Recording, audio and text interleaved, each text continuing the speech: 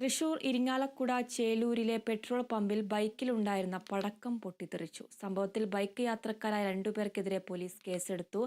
വൻ ദുരന്തമാണ് ഒഴിവായത്.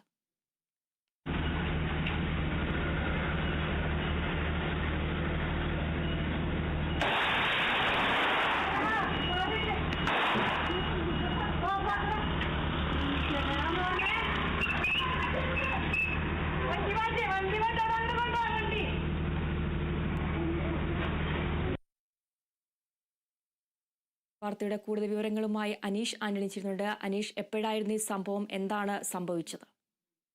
ഇന്ന് രാവിലെ 9:45 ഇങ്ങനെ ഒരു സംഭവം ഉണ്ടായത്.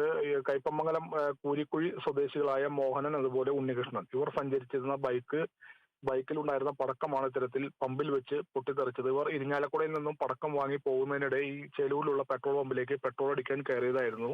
ഈ സമയത്ത് പടക്കം സൂക്ഷിച്ച കവർ ബൈക്കിന്റെ ഹാൻഡിലിൽ തൂക്കിയിട്ടിരുന്നു.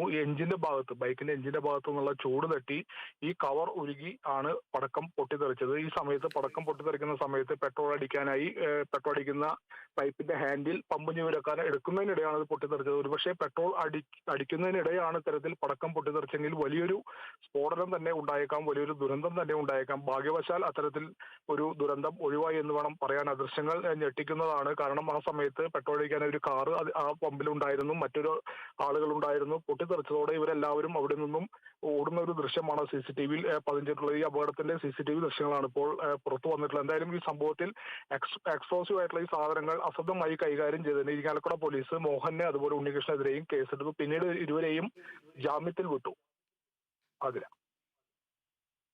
ശരി അനീഷ്. തൃശൂർ ഇരിങ്ങാലക്കുട ചേലൂരിലാണ് പെട്രോൾ പമ്പിൽ ബൈക്കിലുണ്ടായിരുന്ന പടക്കം പൊട്ടിത്തെറിച്ചത്. സംഭവത്തിൽ ബൈക്ക് യാത്രക്കാരായ രണ്ടുപേർക്കെതിരെ പോലീസ് കേസെടുത്തു. വൻ ദുരന്തമാണ് ഒഴിവായത്. വിവരങ്ങൾ നൽകുകയായിരുന്നു അനീഷ് ആന്റണി.